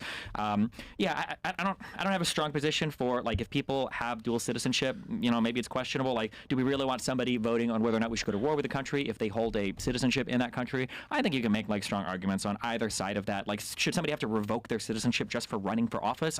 Would this go all the way down to like the governor and the state assembly level? Like maybe just for federal office we would say this, but yeah, I don't have strong opinions on this one or another. But I don't agree with like if they've got right of return, every single Jew is disbarred from holding office, because then any country that offers a right of return means that like anybody from these types of countries wouldn't be allowed to hold office. Okay. Your response to that? So, in terms of Congress, the problem with your argument is that you're saying that the U.S. president can't have dual citizenship, but then people who are Congress, people who are part of the senators, can essentially, who decide policy, who decide if you're going to go to war in certain aspects in terms of policy, procedure, whatever it may be, the things that can cause the destruction of the United States, if they put certain policies that internally can cause the destruction of the entire fabric of Western society, for example, certain people would make the argument as an example, certain liberal ideas, then you would basically be able to destroy a foreign nation based on those ideas. Hence why I agree with the Constitution in terms of the president, and I think it should be cascaded down. In terms of the right to return, look, there will be problems with it for sure, right? Because it's not a clean position.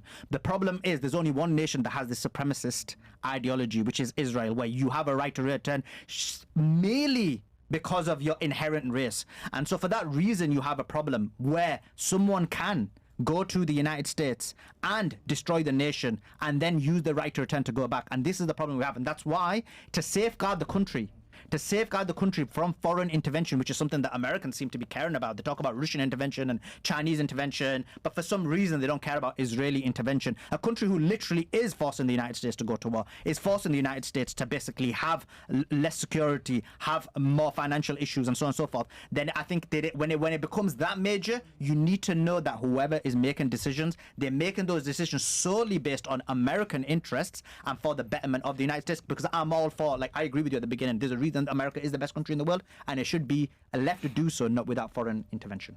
Okay, a little bit of time on the clock with that one. What's your response to that, Destiny? Yeah, again, I don't have strong feelings on most of this. The strongest one, just on the right of return, I don't know every country's immigration policy, but I'm sure there are other countries that allow you the ability to immigrate if you've got some ancestry or if you've got some ethnic tie to some particular thing. I'm sure that's the case. I just don't have every policy on hand. I know that, like in the United States, if you've got parents that are U.S. citizens, like you've got a right to go to the United States. If you're born on a U.S. base anywhere, you get a U.S. passport. But I don't know every single country's immigration policy. I wish I did. Nationality is different to race, though. Yeah, sure, but again, like I mean, like, what is the nationality you have if both your parents are American, right? We don't have like a race that we can have for like to call like an American race. Exactly. So yeah, I don't know. Also, like, I mean, yeah, no, I don't know. I feel like other countries here probably have other types of ability to return depending upon your ethnic background or religious background or whatever. I don't know every country, but yeah. All right, so we'll move on to the next topic here. The big one. Yeah, this is a big one here, and you guys obviously are definitely going to disagree with. And I'm glad we're on Rumble on this one. Was October 7th a military operation or a terrorist attack? Again, the question is, or the topic is, was October 7th a military operation or a terrorist attack? I'll take it to, I think you started last time, so Destiny, you could start on this one, and we'll do a fire run at the end of this one. And let you take it. Yeah, a military operation seeks to accomplish military goals. If you're doing an invasion and you're a military, there's probably some military goal you're trying to accomplish. Hamas very clearly had no military goal they were trying to accomplish. The goal was to incite terror in the citizens. That's why thousands of rockets were launched at the beginning of the invasion. That's why when they cut through and they started going into Israel proper, they hit up kibbutzes, some of which had nothing to do with the military. They went to that Nova festival and they killed, raped, and took hostages from tons of people there. These people didn't present any sort of actual militaristic threat or have any kind of militaristic gain. campaign, the entire idea was to take, some 200 plus hostages back, every single one of these being a violation, by the way, of the law of armed conflict. And no, that's not the same as Palestinians that are facing detention in Israeli prisons, even though that argument is often made. So no, every single part of the operation on October 7th was just designed to instill and incite fear in the Israeli population. There was no reasonable military operation or goal that Hamas was trying to accomplish, and that's why they accomplished none. And it led to, as we've seen now, the reprisal from Israel in response to this with a war. Okay. All right, with another minute to spare. Sulaiman, let's turn to you. Yeah, look, it was a military operation, right? You don't need to be a military to conduct a military operation. They're not allowed to have a military, right? So what the actual target was to go to the to do a military operation. The kibbutzes did hold military personnel, hence why that was their target. The Nova Festival was never meant to be there. It was extended by a day without anybody knowing it. They were meant to go to the kibbutz, get the Israeli hostages, military personnel, and swap them for the Palestinian hostages that are kept in Israeli prisons. And they are the same, because in reality many of them have not been held trial. They've basically been kept there and they've basically been abused. The only difference is when the state of Israel does it, it's called prisoners, and when basically Palestinian does it or Hamas does it, it's called hostages. That's the only difference. It's just a difference in language.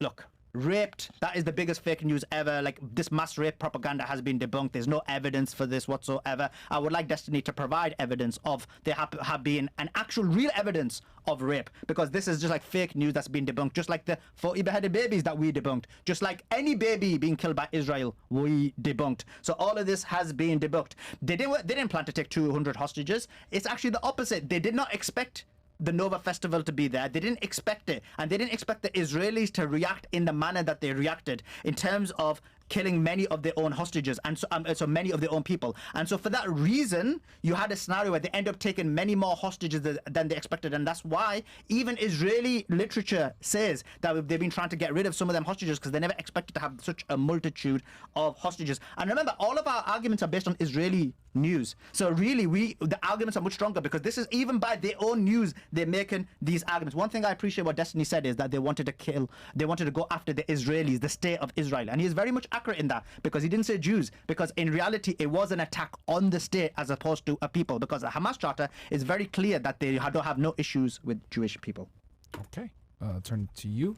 And again, the topic is, was October 7th a military operation or a terrorist attack?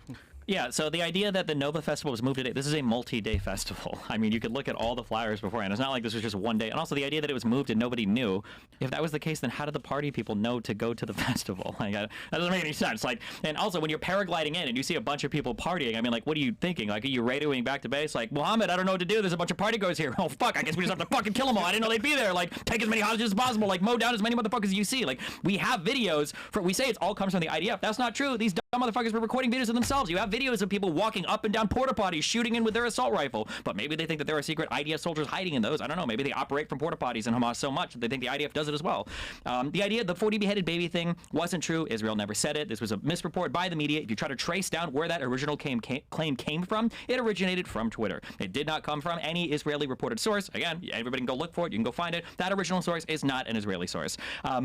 We can say the mass rape propaganda, but I mean, we've got tons of eyewitness reports of hearing rapes happening and witnessing rapes happening. Now we've had people that were hostages that have come out who have said that they were sexually assaulted, and they know that other hostages were being sexually assaulted.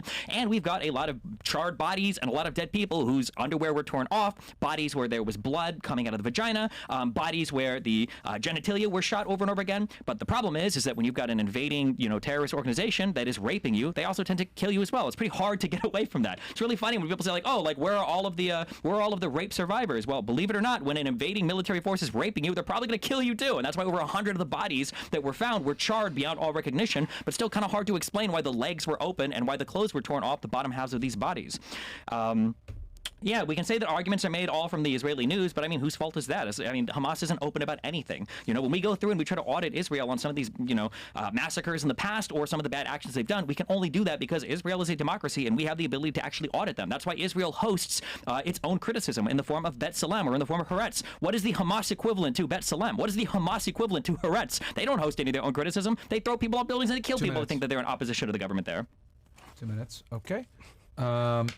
All right, I'll turn it over to Sulaiman. So in terms of Nova Festival, you misunderstood what I said. I didn't say it was moved. I said it was extended, and I provided significant evidence on my Twitter page that it was extended. It was meant to be 1 day, and then it ended up it being increased to 2 and then 3 days. So that's what I said. So no, they weren't expected, not because it was moved, but because it was extended. In terms of 40 beheaded babies, I've done a thread on this. What you're saying is fake news. It was reported by a journalist. It was also reported by I-24 News, which is run by a very good friend of Netanyahu. That's where some of this fake news about 40 beheaded babies was propagated. And by the way, there was 0 babies killed.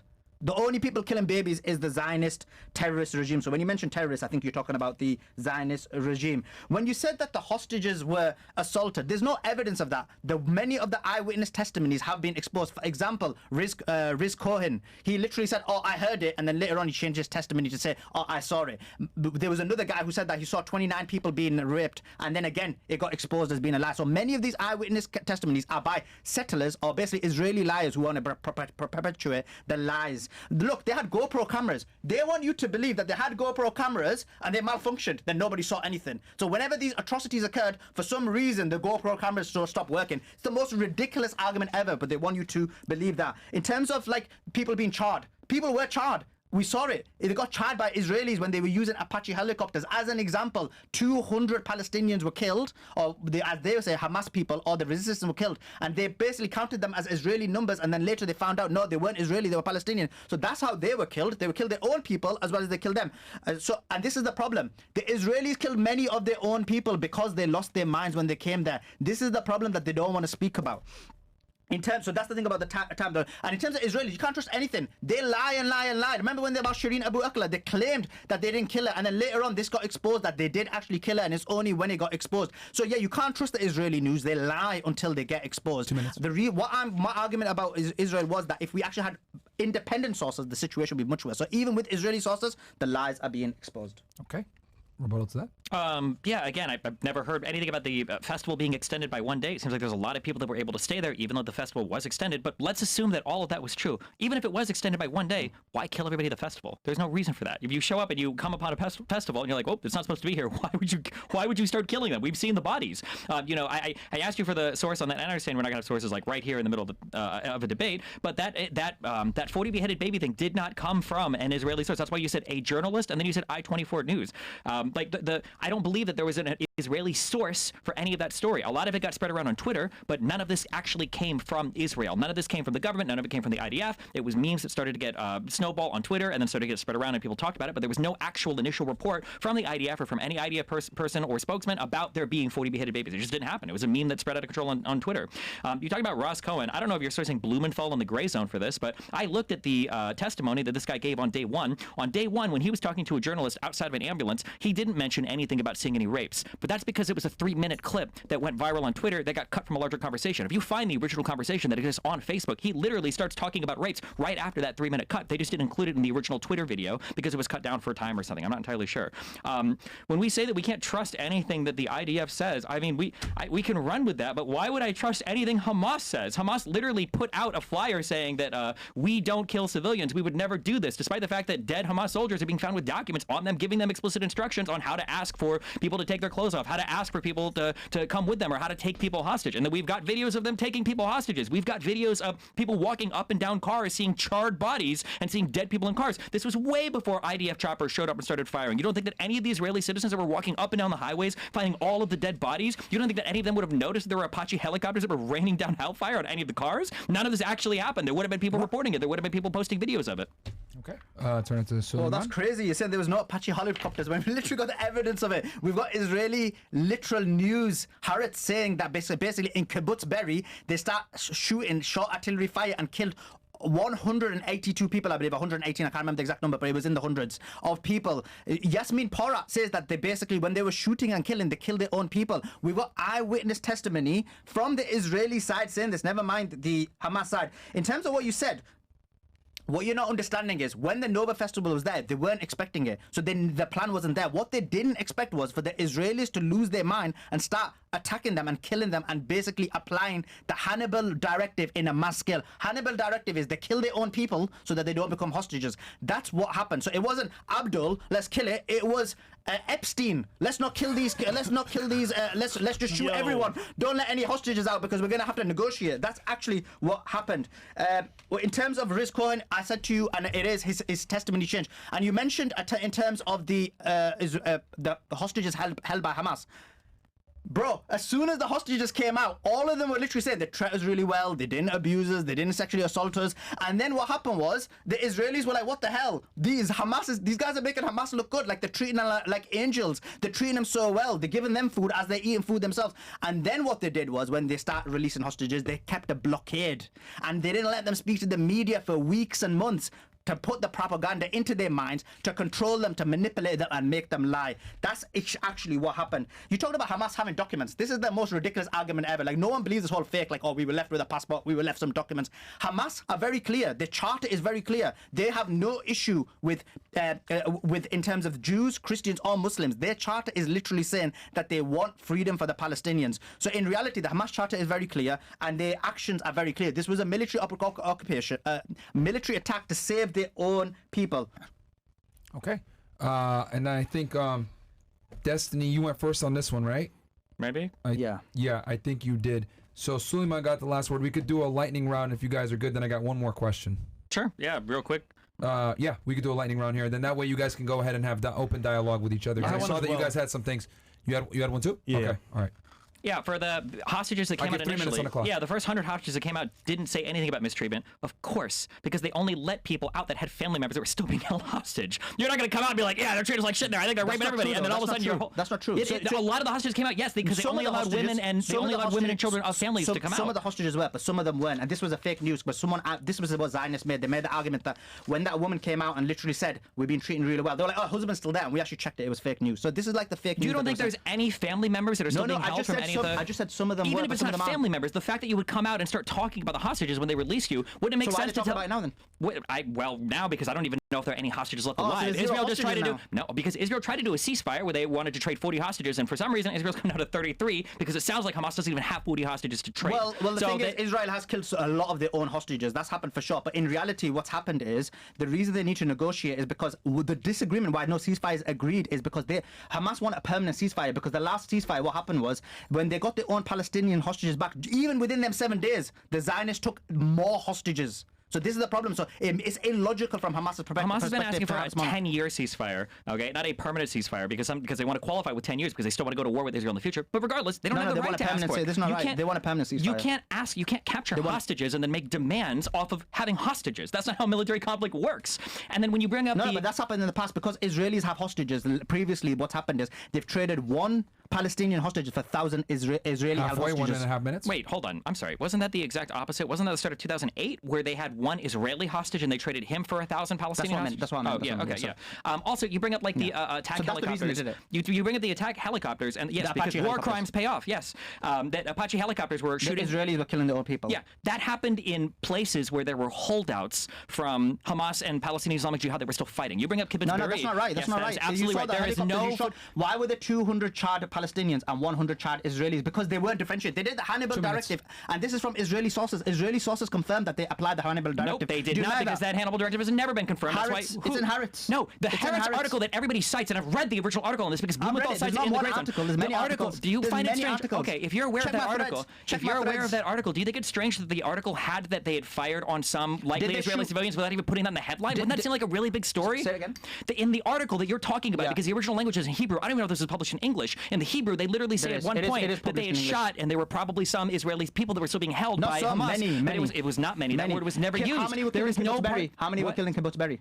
Total, or when the IDF came back when the through? artillery started firing short artillery fire. We don't know how many were killed after that. Well, according to Haaretz, it was either 118 or 181. I can't remember exactly. There's no shot that story exists. That is absolutely. You don't think that would be screamed from the wolf? We will. We'll look for it. On when the baby was killed. We'll look for it afterwards. Who killed Elias Cohen, the baby? We'll look for it afterwards. But for Apache, I don't know the name of every single person that got killed. Who killed the baby? When the Apache helicopters were shooting at Kibbutz Be'eri, Kibbutz Be'eri is right next to the. It's next to the 3 minutes. But I see that you guys are obviously very. I'm not going to end this, so I'll put another 2 minutes on the clock because I think this is important and hash out this discussion.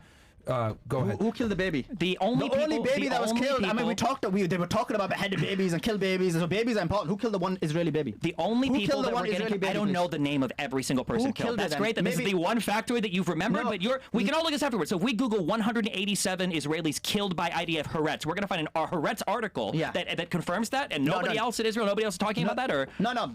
What the article will confirm is that there was short artillery fire by the Israelis, and in Kibbutz Berry, 180 people were killed at that time. Oh, no, hold on. How would they know who was killed before and who was killed after? If What the do you Israeli mean? response was hours later, how would they have known who got killed initially and who got killed No, afterwards? because we've got eyewitness testimony. Yasmin Pora says that basically what happened was the Israelis were shooting indiscriminately. This was an Israeli woman. Yasmin Pora, you do know, is an Israeli woman. She did many interviews, and when they were getting exposed, they stopped her interviews and basically silenced her. The shooting indiscriminately into the kibbutz happened after the initial invasion and they were heading out. Even your own narrative doesn't make sense because the IDF didn't respond in time. Hold on, the IDF did not respond in time to get to the actual Hamas and Palestinian Islamic Jihad before they were already on their way back in Israel. If they were already there shooting at people, because kibbutz Berea is going to happen. No, kibbutz Berea is going to happen before you get to the festival. If they were already able to stop them there, then there's no way that they would have done it. It didn't make any sense. Because you're trying to make the argument that the military takes one target and then another target. That literally doesn't happen. They literally attacked people at the Nova Festival, and they were at the kibbutz Berry, and they basically attacked in the kibbutz Berry. The problem is that from the chain of command up, top down, and it's been confirmed by that lieutenant colonels give the command to basically attack indiscriminately because they weren't able to differentiate. There's even a report saying that what Hamas did was they were walking slowly. So because they were walking slowly, they didn't understand, they couldn't differentiate between Hamas and a civilian, and hence why they thought, you know what, we need to make sure that we basically take them out, and that's what they did. So in reality, that's what happened. So they did kill a large proportion of their own people. Look, some civilians were killed by Hamas. I'm not saying that. This isn't some kind of thing. But what I'm trying to say is the actions of Israel have demonstrated that what they did was they killed a significant number of their own civilians. It's a factual disagreement. I don't think the timeline matches up. Hamas came in, they went back, they killed them on the way back. They might have killed a lot of their people. This is what I'll do. Directive. To make sure that we can hash this out, this is what I'll do. Well, it's a factual disagreement, so I don't think. You guys, I was gonna put 1 more minute on the clock for each of them so they can go ahead and give their timeline, right? And that's it. That way, that way can be both of them can put their timeline out. So, but listen. What? I know who killed the baby. What? And this is exactly what I said earlier. If the United States isn't helping, you're going to get Chinese intervention. You're going to get Chinese intervention in Gaza. That's an outside joke. So she's a Zayo then. The Zayos killing babies, right? This nigga, bro.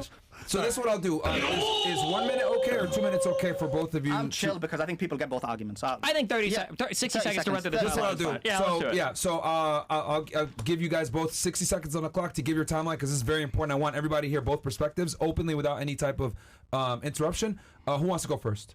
Go ahead, Destiny. There's no advantage. Yeah, so I think that like when you talk about the IDF killing their own civilians, it's a common cope that people use to try to hand wave how many people Hamas killed when they came in. The idea that Israel was killing people in kibbutz Be'eri, but somehow Hamas was still operating in the Nova Festival, whatever, doesn't make sense. Hamas came through the fence, paragliders came over, and rockets shot. They hit up kibbutzes first. You can see the whole path and the whole timeline, and then they also went to that Nova Festival, and then they started driving back. Now, as they were fleeing some of the kibbutzes, there were some people that were locked. They've got these little emergency rooms that they hide in because of rockets that Hamas fires all the time over the Gaza wall. And as the IDF came in, they were already, I think, generally gone from the Nova Festival, but there were still some lingering Hamas elements that were, and Palestinian Islamic Jihad, that were fighting in some of these kibbutzes. And as the IDF came in, they engaged with and they got into conflict with some of the Hamas soldiers that were in some of these kibbutzes. And as a result, there might have been, I don't even know if a single Israeli death has been confirmed from that, but there might have been some Israeli people that had been killed while Hamas was operating there. But the idea that the IDF came in quick enough to be responsible for all the deaths in the kibbutzes, but then somehow missed everybody that was further into Israel, into the Negev, at the Nova Festival just doesn't make any sense. They would have never made it back to Gaza if the IDF was already there blowing people up at the kibbutzes. Okay. I'll turn it to you, Sulaiman, so you can give your side. Yeah, of course. So basically, you had a scenario where Hamas came in, right? And then they basically did go to the kibbutzes. They went to various kibbutzes, kibbutz Be'eri, kibbutz, and then various other kibbutzes, and many stationed military personnel, and they were at the Nova Festival. His argument is that the Israeli military will only act in a singular manner. So he'll first go to one place, then he'll go to another place, then go to another. That's just ridiculous. There was a multi-operational situation that occurred. They had the Apache helicopters, and the Apache helicopters were basically attacking and burning people from atop, and it was people who were trying to get back to Gaza, but they did do it, and they basically applied the mass Hamas Hannibal directive, because what the aim is we don't want any hostages to do so. This is the directive that Israel have. The directive is this: we'll kill our own people because then we don't have to negotiate them as hostages. And then we've seen that throughout the history that they've done that. In terms of the kibbutzes, separate to that, they had people, and the Israeli claim is that they had hostages there, they tied them up and whatever it may be, and then the Israelis came in and they basically killed their own people. They basically started attacking Hamas and then they killed their own people, and this is confirmed by Yasmin Parra. Can I ask one quick question? He can answer. How are the bodies burned by the Apache helicopters? Are they like long distance flamethrowers, or if Apache helicopters are shooting guns and missiles, how are the bodies burned? Would they be exploded? No. So in terms of the specific way, I don't understand how it works. But in terms of what you look at, what they did was they bombed the people. So if you look at the charred people, it was from the helicopters, it was from up top. So if you look at the actual cars, you look at it and there's artillery on the top of the cars. So how would that happen without there being a helicopter? Because we have videos of us throwing grenades into the cars. We see them do it. So Hamas has got helicopters? No, they're just tossing grenades into the cars. They have their videos on the top of the cars. On the top of the cars. They came in with RPGs as well. We have videos of that too, of them shooting rocket launchers and shit when they come to the you're kibbutzes. basically making the argument with 200 cars. If you look at it, it's a line of cars, significant line, hundreds and hundreds and hundreds of cars, and they're done with RPGs. That's ridiculous. It was done by the helicopters, it was done by the Apache helicopters, and it was done from atop. And there's no video footage of that by anybody going there. Isn't that crazy? There's not a single person of all the people coming back to the cars, not a single person seeing like all the helicopters. There's video footage of the Apache helicopters shooting people in the Gaza fence at the wall. No, that was outside the Nova Festival, because the Nova Festival, the problem with it was it was right next to the border, and so what they did was when they shot it right there, because that's the whole point. What people have got issue with the Nova Festival is, why would you hold also such a festival which is right outside the prison camp? I'm pretty sure the kibbutzes are closer to the wall than the Nova Festival was right next to the border. Wasn't it like 10 to 15 kilometers away? The Nova Festival was right next to the border. This is why people have got a problem with the actions. No, people have a problem because they don't like it anywhere in the Negev or anywhere in the south. People don't like it. People don't like the festivals anywhere in the south. But they wouldn't be happy if they were in the north or in the middle of the country either. The problem is when you're holding a festival right outside a prison, you're basically flaunting it in their face. But anyway, that's not the reason they were attacked. But I'm just demonstrating to you why it was right next to the border. That explains it, because this is some of the arguments that people were making. Okay. All right, I thought that was really, I know we went out the time there, but I think it was really important to hash out both perspectives and get both sides out. This will be the final question, and this is kind of one I thought about while you guys were discussing. Does Israel run American foreign policy?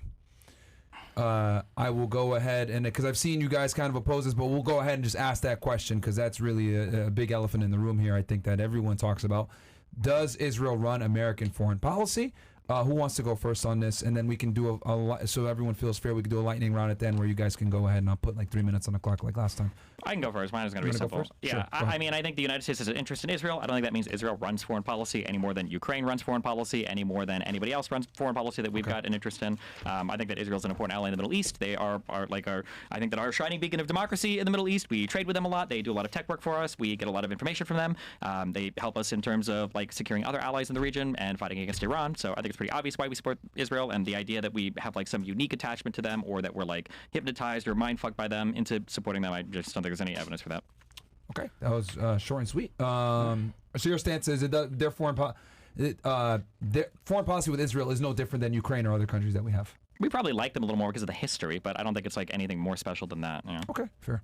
Okay, so we just like them a little bit more, right? Clock. So AIPAC is a prime example of how they run US politics. Basically, they themselves say 95 to 98% of the people that they endorse are guaranteed to basically be get office in the United States. In addition to that, when you look at it, if you look at the actions, you saw it. Even now, people were people from the right were basically against sending funding to Ukraine. But when it comes to Israel, it doesn't matter if you're left or right. Even the college protests being slightly more left or mainly more left, the people who were the Democrats did not care, because Israel controls American politics, both from the left and the right. And same with UK politics. It doesn't matter if you're Keir Starmer or if you're Rishi Sunak. It doesn't matter if you're Donald Trump or you're Biden. You are controlled by the Israeli regime. So what then happens is the actions of the Israelis are basically direct America on how to act, and therefore they direct the funding, they direct all aspects of it. It's why someone like Speaker Johnson, as soon as he comes in, despite the furore that he comes in with, he literally did not care about issues within America. Many Americans care about the border, they care about these things, but when he actually went immediately and said, I'm going to give funding to Israel. It's not something that is like him slightly more. Like, who literally does that unless you're literally controlling the politics? I mean, in Twitter we have the something called AIPAC tracker, and it literally is, as soon as someone from from America, a senator or congressman, makes a statement which is full on pro-Zio, you literally have him showing, look, they've received this much money from the Zios, they've received this much from the lobby, and everybody knows, and it's well known as well, intrinsically, not just from the financial aspect, that you literally have to be pro-Israel, pro-Zionist to have an opportunity to run for office. That is extreme foreign intervention. The irony of the same people crying about Russian intervention, crying about Chinese intervention, when a foreign state is explicitly and intrinsically running your country. Okay, turn it to Destiny. Yeah, I think that Israel is really popular with the American people. I think, unfortunately, 9/11 didn't really do a good job at PR for Muslims. I think there were a lot of problems related to that. I think the Iraq and the Afghanistan war probably put a bad taste in our mouths relating to Muslims. And I think that Israel has just always enjoyed, at least since 66 or 67, like pretty broad support from the United States. And we just have viewed them more favorably than other people in the region. The idea that there's some special relationship that they have or some super ability to garner support in the U.S., I just think that for pretty understandable reasons, they even look at the October 7th attacks. You get stuff like this. You get stuff like, rockets coming over walls constantly. You get stuff like people that are saying they want to destroy an entire country over and over again. It's not really surprising why people in the United States would be more favorable to a democracy like Israel than they would to a, Islamist theocratic regime in the Gaza Strip. Okay. Turn it to you, Sulaiman. So first of all, 9/11, I mean, there's evidence to suggest that Israel was involved in that. So I don't know what that argument is coming from. Again, to cause Americans to go to the Middle East and basically cause destruction in the Middle East. You mentioned Afghanistan and Iraq. Well, I already explained it. This was done for the Israelis. You're basically providing evidence that American foreign policy is specifically for Israel. You mentioned October the 7th. What's October the 7th got to do with America? But it's because you, in your mind, you know that when you attack Israel, what's going to happen is Israel's puppy, America, has to jump in and basically protect it. That's literally the position that you're making. In reality, when you said that Hamas is an Islamist regime, I don't know what argument you're making from that, because if you look at the Hamas charter, they're very clear that their charter is based on equality, fairness, and justice. On difference to the Netanyahu regime, to the Likud regime, which is using biblical references in terms of explaining their actions, calling their adversaries biblical terms such as the Amalek. If anybody is using religious terms to strike or using this as a political religious war, it is the Zionist regime. Okay. Destiny, your rebuttal to that? This has been one of the most civilized debates, well organized, man. Yeah, I can't. There's not really any way to fight against any of the claims because there's not any meat to any of these. I mean, we can go over the 9/11 truther stuff. I kind of did it with Ryan Dawson here. I'm not really convinced that there's much meat there. We can go over the idea that Israel forced the United States to go to war in Afghanistan. I'll do that if. Do you want to go into 9/11? I'm not bothered I about had a question real quick. That's fine. Yeah. That happened recently. Sure. So, Sneeko. Hold on, before we do this, because this is completely off topic. Oh, sure. Are you guys content with the discussion we had? I don't think there's any special thing. Don DeMarco, thank you guys for doing the Palestine Israel debate. Probably one of the most civilized, well-structured debates, and thank you guys for being so civil and fucking professional. Sorry, go ahead, Fresh. So, you and Sneeko did a stream recently, and religion was brought up. Christianity, Islam, and there was a fundamental point that was brought up about Aisha. Age of consent. And you have to go to question. He didn't give a direct answer. Now I ask a question to you guys here on the panel. What is the age of consent in Islam, you would say? How do you know Aisha was 9? Because I think it said she was playing with dolls. Now, how do you know she was 9? Where did you get that information from? Don't they give the age in the Quran for her? It's not in the Quran. Fake news. Okay, where is it? You tell me. You're the one who talks about it more than anyone I know. I asked Sneeko about it because he was the one coming on as the No, but religious you've talked expert. about I'm not Muslim. No, you've talked about it. No, listen. Yeah? It's fine. You can talk about anything. When you talk about it, you should be educated on it. you've talked about it on social media. You tweet about it. I want to know where you got the information from. The really easy. I got it because it triggers the fuck out of Muslims. That's why I bring it up. Because here's the reality. You can tell me that it's not found anywhere in the Quran, but when I bring up, hey, Aisha was 9, and I start getting death threats, it feels like people want to fuck 9-year-olds. That's the feeling that I get. Now, if it's the case that where are you even getting this from, bro? That's not even true. Then they would just say it. But instead, there's literally a plethora. There's more defenses of fucking 9-year-olds from the world of Islam than there is from the entire world of fucking libertarianism. Okay, when you go online, there's 50 million different videos that talk about why Aisha was actually really developed for 9 years old, and the dolls she was playing with were actually super Barbies for adolescents or teens or whatever. Listen, again, you're going into propaganda. The point is, you do not know where you got it from. So this is the problem when people don't have the education or knowledge. They literally try and blag it, right? So in reality, and this is the issue you have. You do not understand how Islamic epistemology and hermeneutics work. It is not mentioned in the Quran. And according to Muslims,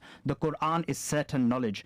And then you have basically other things, such as hadith, such as the opinion of the scholar, which is not considered certain knowledge. Some people agree with it. Some people disagree with it. It could be false. It could be true. It's not certain information.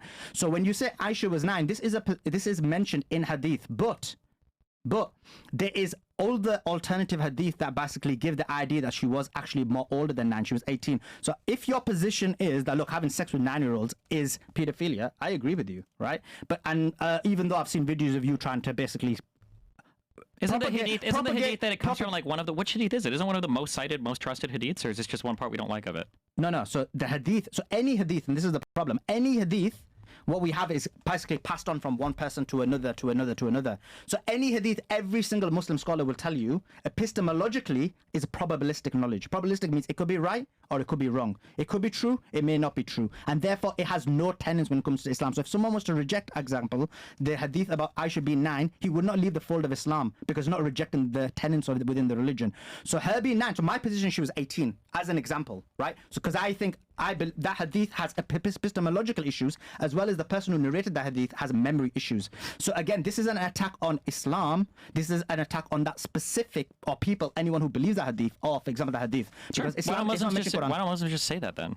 Because again, the problem. Why is it that on Twitter when you bring up, why don't they? Because like you bring up like, why don't you make fun of Jews? When I ever bring up like, what about the penis circumcision thing? Every Jewish guy goes, oh, that's fucking weird. That's what I see. But when I bring up the Aisha thing, okay, well, I haven't found any Jew that wants to defend it to me. Okay, maybe that Rabbi Shmuley guy, I've ever talked to him, maybe he would, because that guy seems fucking insane. But whenever I bring up anything on Twitter about like Aisha, it's like fucking World War III. It's like World War like Muhammad edition, where I've got like so many people. No, you've admitted it because the reason when you bring it up, it's not based on academia, epistemology, anything like that. It just triggers people. No, you do it to basically attack people. So yeah, I do. Because I think most Muslims in the United States and in Europe, I don't think they want to like have sex with 9-year-olds. I don't think they would support that. They clearly don't. Yeah. They clearly don't. And if you ask them, most people would say, look, the argument, those who even believe it, they'll be like, look, we accept it, but it was physically, emotional development is a different time. And I don't agree with these arguments. I'm just saying they make those arguments, but they say right now the development is later mentally and physically, and therefore it should be much later. So even their argument isn't that you should have sex with 9-year-olds. Sure. The reason you get that response is because you specifically are doing it to attack a person individually. 3 minutes. And so people are emotional. So people are going to provide an emotional response. Can I add? Go ahead. The Quran 65:4. I don't know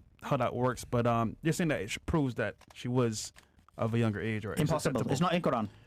They're saying in the chat. I'm not really sure about that, but fake news. What he's saying is epistemologically in Islam, the Quran is considered the direct word of God. Facts. Every letter written in the Quran is true, Facts.